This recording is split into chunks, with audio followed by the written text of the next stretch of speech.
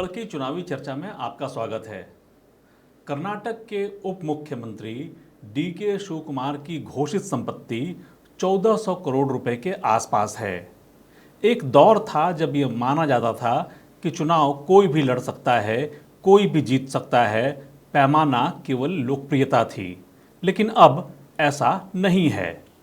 चुनाव के पैमाने में धन की कितनी बड़ी भूमिका है, आज इसी पर हम चर्चा करेंगे। हमारे साथ बातचीत के लिए छत्तीसगढ़ अखबार के संपादक और वरिष्ठ पत्रकार सुनील कुमार जी उपस्थित हैं। नमस्कार सुनील जी। नमस्कार आलोक। छत्तीसगढ़ में टिकट बंटने की शुरुआत हो चुकी है। बसपा ने अपने उम्मीदवार घोषित कर दिए हैं, बीजेपी ने घोषित कर दिए हैं कुछ उम्मीदवार, कांग्रेस की भी लिस्ट आने वाली है। आमतौर पर ये मान्यता पहले थी कि कोई भी आदमी चुनाव लड़ सकता है जिसकी अपनी लोकप्रियता हो, जनता के बीच जो मशहूर हो, जनता के लिए काम करता हो। धीरे धीरे धीरे धीरे धीरे धीरे पूरे देश भर में, छत्तीसगढ़ समेत पूरे देश भर में एक पैमाना ये भी होने लगा कि भाई आप चुनाव में कितना पैसा खर्च कर पाएंगे, चुनाव में खर्च करने लायक हालत आपकी है भी कि नहीं है। छत्तीसगढ़ में क्या हालत दिखाई पड़ती है? एक तो ये है आलोक कि कर सकता है बोलना ठीक नहीं होगा। ये भाषा केवल आदमियों के बारे में सीमित हो रही है। कर सकती है, मैं उसमें हमको थोड़ा सा उसको मैं ऑब्लिक लगा के उसमें कर सकती भी शामिल कर लेता हूं। कर सकते हैं बोलेंगे तो दोनों आ जाएंगे उसमें। जी, छत्तीसगढ़ में मिला जुला असर मुझको देखने मिलता है। कांग्रेस और भाजपा, इन दोनों को अलग अलग वक्त मैंने सत्ता में यहाँ देखा है। और छत्तीसगढ़ में उस वक्त से देखा है जब अविभाजित मध्य प्रदेश में दिग्विजय सिंह की सरकार थी, उनके पहले मोतीलाल वोरा की सरकार थी, उनके पहले अर्जुन सिंह की सरकार थी। ऐसे बहुत सारे दौर देखे हुए हैं मैंने। एक दौर था जब भाजपा की भी सरकार थी भोपाल में, और छत्तीसगढ़ में लखीराम अग्रवाल जैसे जो तेंदुपत्ता किंग कहलाते थे, तो या गुलाखू किंग कुछ लोग कहते थे, उनके परिवार का गुलाखू का कारखाना भी था। तो ये बड़े पैसे वाले लोग थे, ये पार्टी को फाइनेंस करते थे, चुनाव फाइनेंस करते थे। लेकिन उस वक्त भी चुनाव इतने महंगे नहीं हुए थे, होते थे, यानी जो सीमा है चुनाव आयोग की खर्च की, उससे 2-4 गुना तक तो हर समय खर्च होते रहा। लेकिन इतना बड़ा मुद्दा नहीं था पहले कि जो बहुत पैसे वाला है उसको प्राथमिकता दी जाए। हाँ, मतलब प्राथमिकता का हाल यह है कि छत्तीसगढ़ के जो आंकड़े हैं, हाँ, एडीआर ने एक रिपोर्ट पब्लिश की थी, हाँ, 2013 की वो रिपोर्ट थी। हाँ, उस रिपोर्ट का सार ये है कि जो करोड़पति लोग हैं, हाँ, उनके जीतने की संभावना 45% से ज़्यादा है। हाँ, और जो जिनके पास कम इनकम है या कम पैसे हैं, उनके जीतने की संभावना जो है 5% है। हाँ, कुछ आंकड़े मेरे पास और हैं। हाँ, छत्तीसगढ़ में जो मंत्रिमंडल है अभी, हाँ, इस सरकार में जो अभी भूपेश बघेल जी की सरकार है, हाँ, भूपेश बघेल जी की सरकार में 100% जो मंत्री हैं वो करोड़पति हैं। हाँ, 2008 में 31% लोग करोड़पति थे, हाँ, 13 में से 4 लोग। हाँ, 2013 में करोड़पति मंत्रियों का प्रतिशत जो है 92% पहुंच गया। हाँ, मतलब 12 में से 11 लोग। हाँ, और अब जाके ये 12 में से 12 लोग करोड़पति हैं। हाँ, 2008 में औसत संपत्ति जो है मंत्रियों की 81 लाख रुपए थी। हाँ, 2013 में 3 करोड़ पहुंची। हाँ, और 2018 में ये औसत जो है, हाँ, 47 करोड़ रुपए से ज्यादा हो गया। हाँ। लेकिन आंकड़े जो हैं ये कई बार बड़ा बुरा झांसा देते हैं। ये कहते हैं कि दुनिया में 3 तरह के झूठ होते हैं। एक झूठ है, एक सफ़ेद झूठ है, और तीसरा आंकड़े हैं। जो आपने कहा कि मंत्रिमंडल की औसत संपत्ति 47 करोड़ हो गई है, जी, ऐसा ही कहा ना? जी जी जी, बिल्कुल। मेरा ये मानना है कि इसमें 600-650 करोड़ टीएस सिंहदेव का अकेले का शामिल होगा। और मंत्रिमंडल में अगर कोई गरीब होगा तो उसका हो सकता है 5-10 करोड़ रुपए हो संपत्ति उसकी, तो 650 और एक का 5-10 करोड़, ऐसा कुल मिला के औसत जो है ये 47 करोड़ निकला होगा। ये वैसे ही है कि एक कद्दू और एक अंगूर को मिला के हम सब्जी बना लें और उसको कहें कद्दू और अंगूर का मिक्स वेजिटेबल है। तो टीएस सिंहदेव के मुकाबले कोई किसी की संपत्ति नहीं है। लेकिन करोड़पति विधायकों की अगर बात करें तो 2013 में 90 में से 67 विधायक करोड़पति थे, हाँ 74%। और 2018 में 68 विधायक करोड़पति हैं, हाँ 76%। हाँ कांग्रेस के 48, हाँ भाजपा के 14, हाँ जनता कांग्रेस जोगी के तब के 5, हाँ यानी 100% उनके विधायक। हाँ और बसपा के 2 में से 1 विधायक करोड़पति। हाँ 68 विधायक करोड़पति हैं हाँ 90 में से। हाँ तो ये आंकड़ा, देखिए, ये आंकड़ा केवल टीएस सिंहदेव के आंकड़ों के कारण ये नहीं, संख्या तो जरूर बढ़ सकती है। इसमें हमको दो चीजें देखनी पड़ेगी। एक तो यह है कि पैसे की वैल्यू क्या रह गई है 5 सालों में। जी 5 साल पहले जो 1 करोड़ नहीं था वो आज 1 करोड़ हो गया है। और चुनाव में संपत्ति घोषित करने में नेता बड़े सावधान रहते हैं, उतने में ही कई बार चुनाव उनका अवैध घोषित हो जाता है। तो इसलिए वो सावधानी से घोषित करते हैं। वो लिखते हैं उसका बाजार मूल्य या अनुमानित मूल्य कितना है। अनुमानित मूल्य जैसे आपने मान लीजिए एक मकान लिया 60 लाख रुपए का, कर्ज पे लिया, वो बढ़ते बढ़ते 5 साल में 1 करोड़ से ज़्यादा उसकी वैल्यू हो जाती है। तो संपत्ति 1 करोड़ से ज़्यादा है। अब आप कर्ज के खाते में देखेंगे, कर्ज के कॉलम में, तो उसमें कई विधायकों के, सांसदों के, मंत्रियों के नाम पे कर्ज भी आपको दिखेगा। लेकिन मैं उस तकनीकी बात में ज़्यादा उलझना नहीं चाहता हूँ। जो आप जो बोल रहे हैं उसमें 2 चीज़ें हैं। राजनीतिक दलों को भी ये बात सूट करती है, माकूल बैठती है कि उनके कैंडिडेट सक्षम रहें, क्योंकि पार्टी के सामने आके खड़े नहीं हो जाते कि भैया पैसा नहीं है, लोग घर बैठ गए हैं, दारू मांग रहे हैं, लोग बकरा मांग रहे हैं, कहाँ से करूं, साड़ी बांटना है। ये कोई भी पार्टी ये नहीं चाहती कि उसके सिर पे ये ज़्यादा सिरदर्द आए, एक बात। दूसरी बात ये, जनता नहीं चाहती गरीब कैंडिडेट को। जनता नहीं चाहती, जनता नहीं चाहती कि उसका विधायक या सांसद गरीब रहे, ईमानदार हो। ईमानदारी की उम्मीद करती है कि ईमानदार रहना चाहिए लेकिन वो गरीब ना रहे।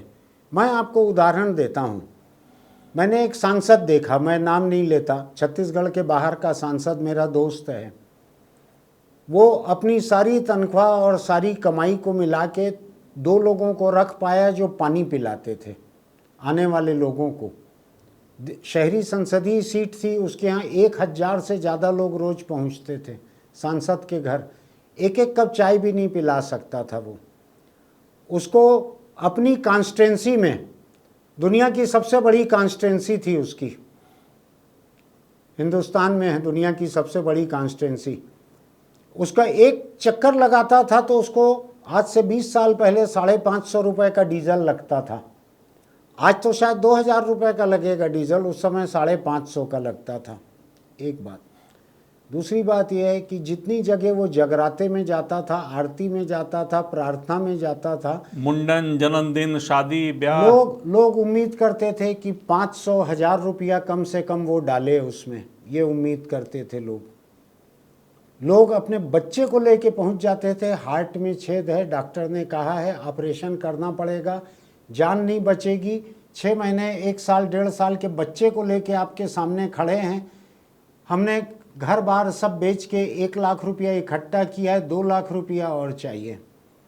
अब अगर सांसद उनको 2 लाख रुपया किसी से दिलवाए तो उसका मतलब है उस व्यक्ति का कोई गलत काम करे या करवाए। जनता ईमानदार नेता बिल्कुल नहीं चाहती। जनता चाहती है कि नेता, उसका सांसद या विधायक बेईमान रहना चाहिए ताकि उसकी सेवा कर सके, लेकिन उसकी बेईमानी दबी छुपी रहनी चाहिए। ये जनता का पाखंड है, ये हिंदुस्तानी लोकतंत्र का पाखंड है कि हम नेता से मदद सब चाहते हैं कि मेरे घर में शादी है तो मेरे को 1 बोरी चावल और 25 किलो शक्कर दिलवा दो। मेरी लड़की का एडमिशन हो रहा है मेडिकल कॉलेज में, 2 लाख रुपया कम पड़ रहा है तो दिलवा दो। मैंने छत्तीसगढ़ के एक बहुत ताकतवर मंत्री को देखा है जो बस सबसे पॉपुलर विधायक भी हैं छत्तीसगढ़ के एक किस्म से। उनको देखा है मैंने, रोज उनके घर में 100, 150, 200 लोग नगदी की मदद मांगने पहुंचते हैं। मेरे जैसे बहुत सारे अखबार वाले भी चले जाते हैं कि भैया मोबाइल फ़ोन ख़राब हो गया है, मेरा लैपटॉप ख़राब हो गया है और मेरे को घर वाली कश्मीर जाने बोल रही है, भैया कुछ इंतज़ाम करवा दो। और भैया सब इंतज़ाम करवाते मैंने देखा है। मैंने देखा है कि भैया का आदमी जो है वो एक दिन में 15-15, 20-20 मरीजों को लिफाफा पहुंचाने जाता है कि जरा भी पहचान है और उसके घर का कोई भर्ती है अस्पताल में तो जाके 10,000, 20,000, 25,000 का लिफाफा पहुंचा के आओ। लोगों को अच्छा लगता है, लोग मदद चाहते हैं, लेकिन लोग ये भी नहीं चाहते कि नेता भ्रष्ट रहे। लोगों को लगता है कि ये सत्य साईं बाबा की तरह ऐसे हाथ हवा में डाल के थैली ले आएगा और हमारी मदद कर देगा। लोग मदद चाहते हैं, लोग गरीब बिल्कुल नहीं चाहते, गरीब विधायक, गरीब सांसद बिल्कुल नहीं चाहते। आप भ्रष्ट होने को जस्टिफाई कर रहे हैं? नहीं, मैं तो आपको जनता का रुख बता रहा हूं कि जो हकीकत है। अगर हम बात करने बैठे हैं राजनीति की तो हम केवल आदर्श पे बात खत्म नहीं कर सकते। आदर्श तो ये है, मर्यादा पुरुषोत्तम राम की खड़ाऊ रख के भरत ने राज्य चलाया, वो आदर्श है, वो मुमकिन नहीं है। आज हिंदुस्तानी राजनीति की हकीकत यह है कि सुषमा स्वराज जैसी नेता को, जिनका बड़ा सम्मान कई जगह सब जगह होता है, उनको तक बेल्लारी के रेड्डी बंधु अच्छे लगते थे। आपको अगर उनकी विख्यात या कुख्यात तस्वीर याद होगी कि दो कुख्यात रेड्डी बंधु जो लोहा खदानों को लेके जो ऐसे थे कि कर्नाटक की येदियुरप्पा की सरकार को पलटने की ताकत जिनकी थी, जो विधायकों को ले जाके बीजेपी के 7 सितारा होटल में हैदराबाद में पड़े रहे हफ्तों, उन रेड्डी बंधुओं के सिर पे ऐसे हाथ रख के सुषमा स्वराज ने फोटो खिंचवाई थी। सुषमा स्वराज की अपनी इंटीग्रिटी साख मुझको ठीक ठाक लगती है, लेकिन हिंदुस्तानी राजनीति की ट्रेजेडी ये है कि पार्टी गरीब नहीं चाहती, जनता गरीब नहीं चाहती। जनता के साथ एक दूसरा पाखंड ये है कि वो ईमानदारी की भी उम्मीद करती है। वो चाहती है कि नेता भ्रष्ट न रहे। मैं आपको उदाहरण देता हूँ, उसमें हम और आप लुका छिपी का बात करें उसकी कोई मतलब नहीं है। मेरे एक सहयोगी बीमार पड़े, मरणासन्न हो गए, उनकी बीवी मरणासन्न हो गई, कहीं से कोई इलाज का इंतजाम नहीं हो सका। मैं भूपेश बघेल जी के पास गया कि कहीं से इसकी मदद कर दीजिए। ये मेरा सहयोगी है, ये उसकी पत्नी है, दोनों अस्पताल में, बहुत ख़राब हालत है परिवार की। हम जितना कर सकते थे, बहुत सीमित क्षमता थी हमारी। उन्होंने मुझको 2 लाख रुपया भेजा। अब आज ये बोलना खतरनाक हो सकता है, आज ईडी आईटी जिस तरह से घूम रही है कि ये 2 लाख रुपया कहाँ से आया, क्या हुआ। कोई दे के गया मुझको अगले दिन सुबह, और मैंने उसके बैंक खाते में 2 लाख रुपया कैश 2 मिनट के भीतर डलवाया और उसको मैसेज किया कि तुम्हारे खाते में पैसा आ गया है, इलाज कराओ। अब ये कहाँ से आएगा ये पैसा? अगर मेरे जैसे व्यक्ति की उम्मीद है नेता से, झूठ क्यों कहूँ मैं एक जनता को, एक बेचेहरा जनता को मैं पाखंडी बोलते रहूं और उसको मैं लालची बोलते रहूं और मैं अपनी बात ना करूं, तो ये झूठ होगा। मैं अपनी बात करना चाहता हूं। इसी शहर में आपने केयूर भूषण जैसा सांसद भी देखा, हाँ, जो साइकिल पर घूमते रहे हाँ, हैं। वो दीनहीन और गरीब व्यक्ति थे, कहीं से उनकी कोई कमाई नहीं थी, कुछ नहीं था, रायपुर में साइकिल में चलते थे।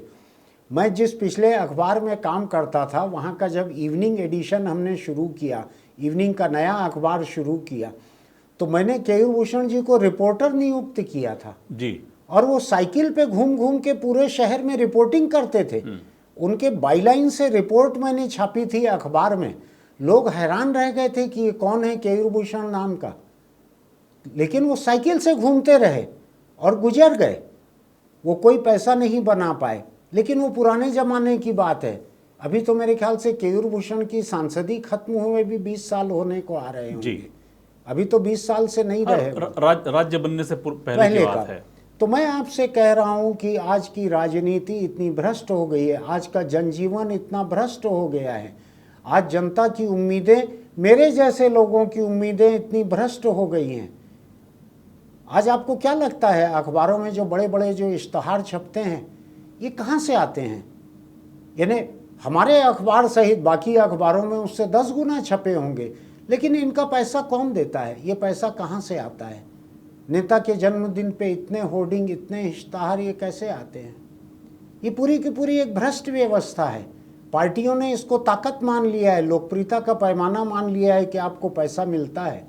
ये राजनीतिक दलों का और संसदीय व्यवस्था का भ्रष्टाचार ऊपर से चालू हो रहा है, और जनता जब देखती है कि तुम्हारे पास इतना पैसा आ रहा है, तुम इतना पैसा कमा रहे हो, तुम अरबपति हो गए हो, तुमने बंगले बना लिए, जमीनें खरीद ली है, तो मेरा हिस्सा कहाँ है? तो मेरा हिस्सा कहाँ है, मेरे को पैसा दो। आपको ध्यान होगा इसी तरीके तो से राजनीति में गरीब आदमी के लिए कोई जगह बची है? चुनाव लड़ने की कोई जगह बची है? जगह वो बची है, ऐसी जगह जिस कॉन्स्टिट्यूंसी से किसी अमीर के जीतने की गुंजाइश नहीं दिख रही है। मैं छत्तीसगढ़ की 90 सीट का बोलता हूँ। दिलीप लहरिया जैसे एक उम्मीदवार को खड़ा कर दिया गया था जिनके पास सबसे कम संपत्ति थी। मुझको अगर ठीक याद है तो 35,000 रुपए उन्होंने डिक्लेयर किए थे।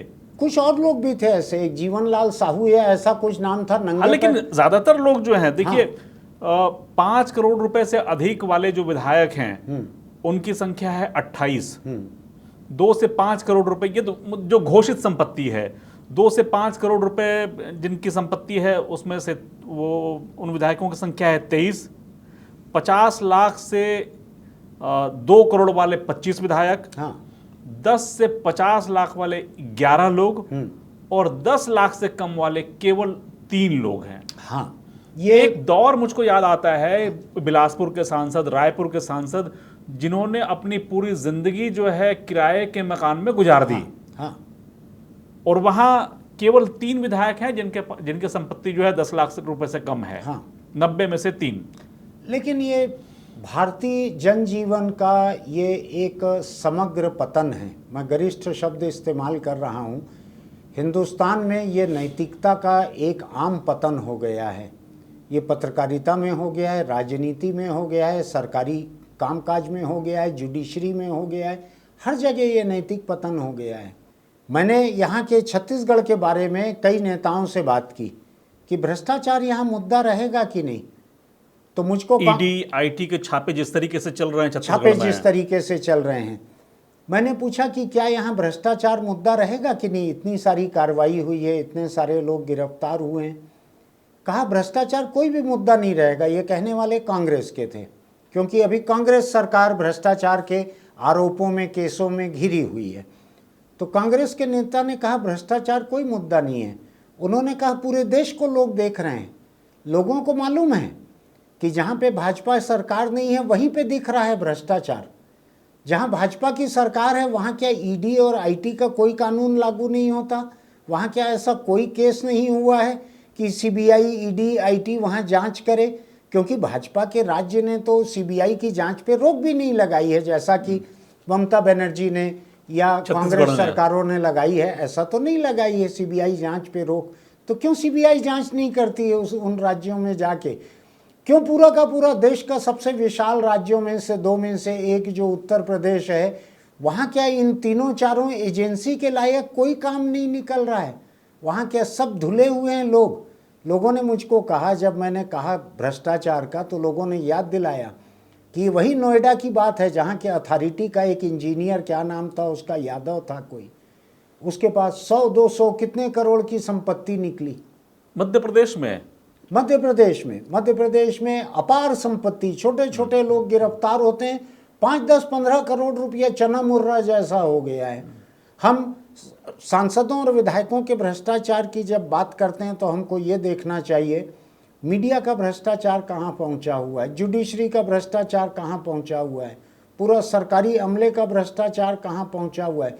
पूरा चरित्र हमारा भ्रष्ट हो गया है, जहाँ पर लोग गाली बकते हैं कि ये छत्तीसगढ़ की कांग्रेस सरकार ने शराबबंदी का वायदा किया था, लेकिन शराबबंदी नहीं की है। अभी आप देख लेना, विधानसभा चुनाव आएगा तो 2-2 बोतल दारू के लिए ये लोग खड़े रहेंगे। कांग्रेस कैंडिडेट के पास भी खड़े रहेंगे, बीजेपी के पास भी खड़े रहेंगे। आम आदमी का मेरे को नहीं मालूम कि वो पूरी बोतल दे पाएगी कि पौवा दे पाएगी कि नहीं दे पाएगी, उसका वो जाने। देना एजेंडे में है भी कि नहीं है? नहीं, क्योंकि दारू के मामले में आप देखिए उसके डिप्टी चीफ मिनिस्टर को जमानत नहीं मिल पा रही है, महीनों हो गए। तो हो दारू से परहेज होगा ऐसा मुझको नहीं लगता है। हो सकता है वो लोग भी बांटे। छत्तीसगढ़ के वोटर बहुत खुश होंगे कि 3 लोग आ गए बांटने वाले, कांग्रेस बीजेपी के अलावा एक और पार्टी बांट रही है। उसको पैसे वाला कैंडिडेट ही अच्छा लगता है। आज कोई गरीब अगर किसी तरह से गलती से बन जाए विधायक, 5 साल में इतना अनपॉपुलर हो जाएगा या हो जाएगी कि उसको दोबारा टिकट ना दे पार्टी। मैंने यहाँ पे रणवीर सिंह शास्त्री नाम के दुर्गा कॉलेज के एक प्रिंसिपल थे। दुर्गा कॉलेज छत्तीसगढ़ का सबसे बड़ा प्राइवेट कॉलेज, बड़े जो कड़क, बाद में कुलपति भी बने। कुलपति भी बने, बड़े कड़क थे, खादी का कपड़ा पहनते थे, बड़े कड़क नीति सिद्धांत वाले। जीत नहीं पाए एक टर्म के बाद में, वो शायद एक ही टर्म वो रहे, विधायक मंत्री भी बने, जीत नहीं पाए। वो इतने अनपॉपुलर हो गए, कोई उनका साथ नहीं देता था। जिससे कुछ हासिल नहीं होना है क्यों साथ देगा। रामचंद्र सिंह देव ने भी आखिरी चुनाव शायद इसी कारण से लड़ना जो है स्थगित किया था। मैं आपको बतलाता हूँ रामचंद्र सिंह देव का किस्सा, मैं गवाह हूँ, प्रत्यक्षदर्शी हूँ। जोगी की सरकार थी, रामचंद्र सिंह देव फाइनेंस मिनिस्टर और एक्साइज मिनिस्टर थे। एक्साइज पोर्टफोलियो दारू को कवर करता है। उस समय की सत्तारूढ़ कांग्रेस पार्टी, जो भी उसके मुखिया थे, वो चाहते थे कि सिंहदेव जी थोड़ा सा आंखें फेर लें। आंखें फेर लें यानी गुजर जाएं ऐसा नहीं, थोड़ा दारू के धंधे की तरफ से आंख फेर लें तो वो नीचे के स्तर पर मैनेज कर लेंगे कि कांग्रेस कैंडिडेट के लिए दारू पहुंच जाए। सिंहदेव जी ने नहीं किया। सिंहदेव जी का एक अफसर था, आईएएस अफसर, वो भी कड़क और ईमानदार था, उसने भी नहीं किया। नतीजा ये हुआ कि इनको दारू नहीं मिल पाई। कांग्रेस पार्टी को 2003 के चुनाव में इनकी हालत खराब हो गई, इनकी हालत खराब हो गई। चुनाव को हार गए 2003 का। गाली बकते रहे उनको, सिंहदेव जी को, कांग्रेस के विधायक और मंत्री, कि तोर कारण हम चुनाव हारे हों, तुम्हारे कारण चुनाव हार गए, न तुमने हमको फिजूल खर्ची के लिए फाइनेंस से पैसा सेंक्शन किया, न हमको दारू लेने दी तुमने, और हम चुनाव हार गए। तो अनपॉपुलर हो गए रामचंद्र सिंहदेव जी। और उनका हाल ये था, उनकी नाराज़गी में जब 2003 की टिकटें बट रही थी, अगर मुझको सही याद है और अगर आपको याद होगा, आखिरी की 2 टिकटें जो हैं उसमें सिंहदेव जी की एक टिकट थी। इतने नाराज थे जोगी जी। केवल उन्हीं सीटों पे थोड़े बहुत ईमानदार की, थोड़े बहुत करोड़, 1-2 करोड़ वाले की गुंजाइश है, बाकी में कोई गुंजाइश नहीं है। आप रायपुर के विधायक बृजमोहन अग्रवाल के बंगले पे जाके देखिए, 5 साल से विपक्ष में हैं। उनके बंगले के गेट पे अभी भी एक भी सवेरा ऐसा नहीं होता कि 20-25 साधु वहाँ न बैठे रहते हों। 365 दिन का डेरा है ये। साधुओं के अलावा भी बड़ी संख्या में उनका दरवाजा, गेट जो है हमेशा खुला रहता है। नहीं, मैं तो गेट के बाहर का बोल रहा हूँ, अभी भीतर नहीं गया हूँ। तो जब ये निजी आवास से सरकारी आवास पे पहुँचते हैं तो उनमें से हर साधु को पैसा देते हैं नगद। ये पूरा 365 दिन उनके पूरे राजनीतिक करियर का बतला रहा हूं मैं आपको। लेकिन उनके पास तो दूसरे काम धंधे हैं, उद्योग है, जिसके कारण जो है वो उन पैसों का जो है वो तो कर सकते हैं। दूसरे लोगों के लिए जो है दूसरे विधायक कैसे कर सकते हैं, कैसे करते होंगे? नहीं कर सकते। मैं आपको एक दूसरा किस्सा बताता हूं। बलौदाबाजार के विधायक थे गणेश शंकर वाजपेयी जी। जी। उन्होंने मुझको एक बार अपना खुद का किस्सा बताया। तो मैं चावल के बोरे और शक्कर का बोरा रखता हूँ, और जैसे ही कोई आता है कि महाराज मोर लड़की के शादी है मदद कर दे, तो 50 किलो चावल और 10 किलो शक्कर तुरंत दे देते हैं। 10-10 किलो का थैली बना के रखते हैं, 50 किलो का बोरी बना के रखते हैं। 50 किलो चावल, 10 किलो शक्कर सबको दे दो, न उससे कम न उससे ज़्यादा। इसका इंतजाम भर वो अफसरों से करवा लेते थे और अलग रखते थे, अपने घर में नहीं खाते थे उस सामान को। तो ये अलग अलग तरीके हैं लोगों के कि आप कहाँ से पैसा जुटाते हो, कैसा करते हो। मैं आपको एक लाइन में कहता हूँ, अगर लोगों ने रॉबिन हुड की कहानी पढ़ी होगी कि जो सेठों को लूटता था और गरीबों में बांटता था, कुछ उस किस्म का काम एक दूसरे व्यक्ति ने भी किया था छत्तीसगढ़ में, वीर नारायण सिंह ने, जो क्रांतिकारी थे, यहाँ के स्वतंत्रता संग्राम सेनानी थे। जी जी। उन्होंने जमींदारों के, मालगुजारों के भंडार लूटे। सोना खान ने, जब अकाल में लोग मर रहे थे, और गरीबों में बांट दिया। लोगों को इस तरह के ठीक लगते हैं कि आप कहीं से भी लाओ, आप हमारी ज़रूरत पूरी करो, हमको पैसा दो, आप हमारी ज़रूरत पूरी करो, हम भ्रष्टन के भ्रष्ट हमारे। हाँ, यानी लोगों को, मुझको ये ठीक लगता है कि भ्रष्टाचार उतना बड़ा मुद्दा तब नहीं है जब मुझको अपना सांसद, विधायक या पार्षद चुनना है। जो ईडी के छापे, इनकम टैक्स के छापे जो हैं, इसी के दौरान आया था हिसाब किताब जी, कि एक नेता की पत्नी वार्ड का चुनाव लड़ रही थी, उसको शायद किसी अफसर ने 75 लाख रुपया दिया था। ये हिसाब किताब यही छापे में निकला हुआ है। एक वार्ड चुनाव के लिए एक अफसर से 75 लाख रुपया किसको कहते हैं? आप एक वार्ड चुनाव का बात कर रहे हैं, आप सांसद विधायक तो छोड़ दीजिए। ये पूरी की पूरी राजनीति हिंदुस्तान की इस तरह भ्रष्ट हो गई है। मैं नहीं जानता कि कर्नाटक की जनता ने भ्रष्टाचार के कारण बीजेपी की सरकार वहां खारिज कर दी, ऐसा कहा जा रहा है। मेरा ये मानना रहता है कि किसी पार्टी का चुनाव जीतना या हारना ये एक बड़ा जटिल समीकरण रहता है। बहुत सारे फैक्टर हैं, बहुत सारे फैक्टर बिल्कुल। रहते हैं। मैं उसका अति सरलीकरण करना नहीं चाहता जी। लेकिन मुझको थोड़ा हैरान करता है, क्या सचमुच इस देश के किसी प्रदेश में भ्रष्टाचार के कारण कोई सरकार से बाहर जा सकती है कोई पार्टी? केवल भ्रष्टाचार के कारण कि सरकार भ्रष्ट है इसलिए बाहर? तो थोड़ा विचित्र लगता है मुझको सुनना।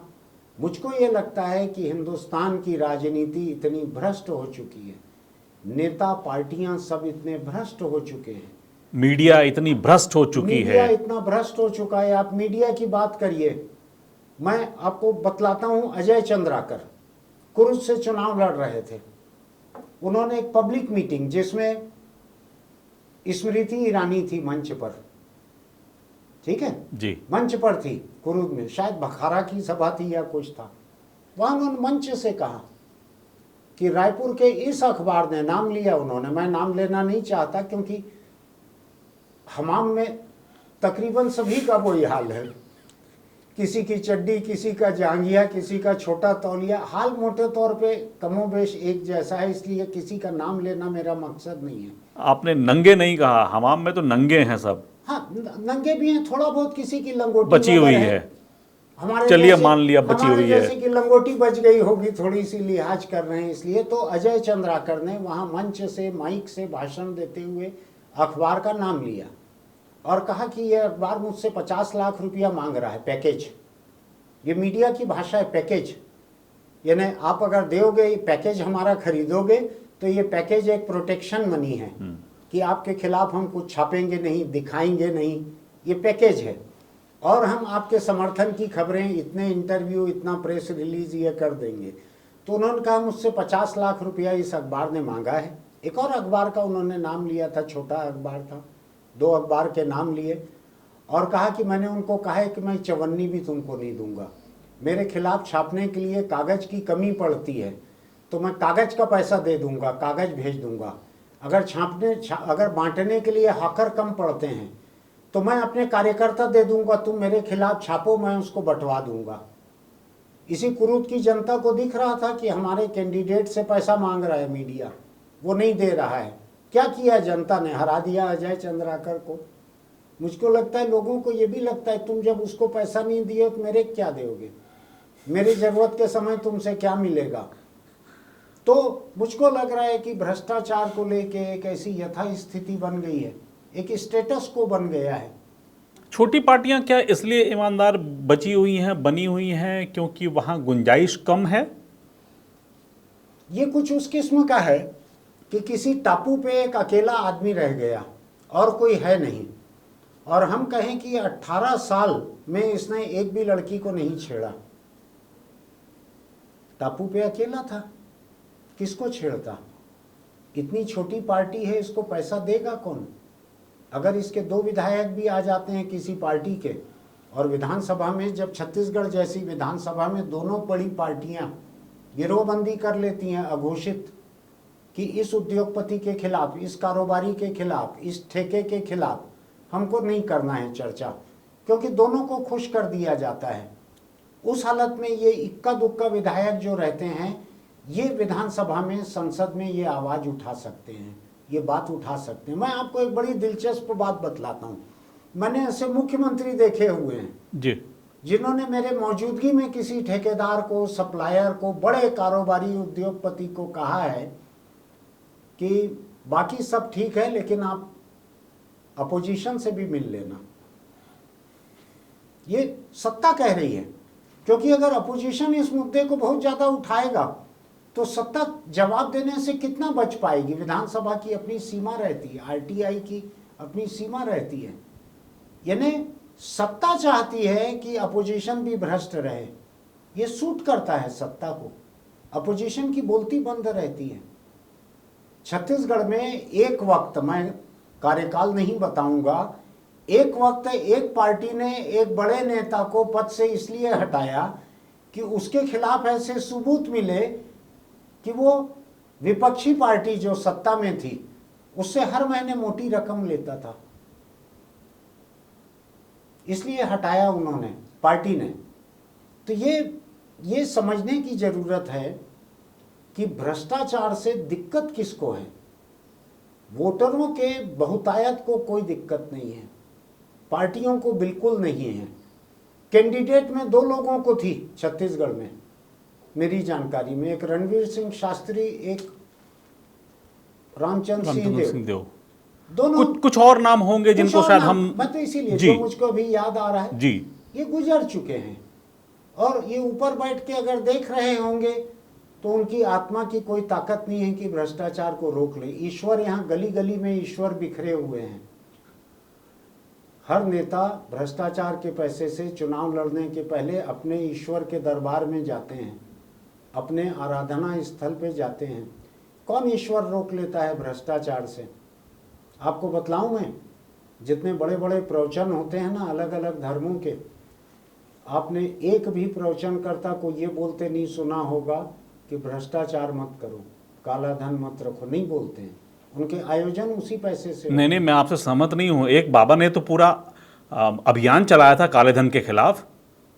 योग गुरु जो है, जो कहलाते हैं रामदेव, बाबा रामदेव ने तो अभियान चला रखा था काले धन के खिलाफ। हालत देखिए, रजत शर्मा के एक चैनल पे उनका इंटरव्यू अभी तक तैर रहा है जी, जिसमें उन्होंने वहां मौजूद जो जनता थी, जनता की अदालत, शायद कार्यक्रम का नाम है आपकी अदालत, वहां 100-200 जो लोग बैठे थे उनको कहा मोदी की सरकार बनेगी, पेट्रोल 35 रुपए में मिलेगा, तुमको 35 रुपए में चाहिए कि नहीं। भयंकर खुश हो गए थे लोग वहां के। वो तो मंचों पे कहते थे, मतलब केवल आपकी अदालत के अलावा बाकी जगहों में भी। नहीं, उसका वीडियो अच्छे से अवेलेबल है जी। उसके बाद उन्होंने कहा डॉलर की कीमत 35 रुपए हो जाएगी, 35 का डॉलर, 35 का ये, तुमको अच्छा लगेगा कि नहीं, चाहिए कि नहीं। इतने लोगों ने हाँ कहा कि जैसे वो सब अभी डॉलर लेके अमेरिका घूमने जा रहे हैं। 35 रुपए का, आज 83 रुपए कुछ पैसे का मुझको याद है, 2-3 दिन पहले का। मुझको जरूरत नहीं पड़ती तो मैं रोज नहीं देखता।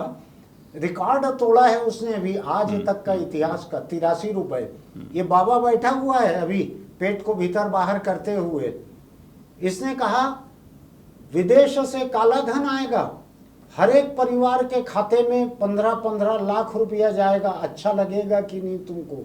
भयंकर खुश हुए थे लोग। टैक्स फ्री देश हो जाएगा, टैक्स लगाने की जरूरत नहीं पड़ेगी इस देश में किसी पर। क्या हुआ उसका? तो आप जो बाबा का बोल रहे हो, ये मैंने ऐसे कई अलग अलग रंगों वाले बहुत सारे बाबा देखे हैं। एक भी बाबा कोई तो भ्रष्टाचार के खिलाफ हो? सारे के सारे बाबा को अपने घर में ठहराने वाले, उनका चौमासा करवाने वाले, ये सारे के सारे लोग जो हैं 2 नंबर से लेके 10 नंबर तक के पैसे वाले रहते हैं। लेकिन मैं जनता को एक छोटा सा कंसेशन देना चाहता हूँ। अगर मेरे बच्चे के छाती के दिल के छेद का इलाज अगर सरकारी अस्पताल करती तो हो सकता है कि मैं नेता को ईमानदार पसंद करता। जब मुझको मालूम है मेरी किसी मुसीबत में सरकार मेरे साथ नहीं है, अदालत मेरे को इंसाफ देने वाली नहीं है, तो उसको भ्रष्ट लोगों के ऊपर निर्भर रहना पड़ता है। ये ठीक वैसे ही है कि मुंबई में जब अदालत और पुलिस झगड़े नहीं निपटा पाती तो लोग हाजी मस्तान के पास जाते हैं, लोग दाऊद इब्राहिम के पास जाते हैं। ये लोग वहाँ पे फैसले करते थे, आपको याद होगा, लंबे समय तक। चुनावी राजनीति में आम व्यक्ति के लिए जगह लगातार कम होती जा रही है और कम होते होते लगभग खत्म हो गई है। हमारी चुनावी चर्चा जारी रहेगी।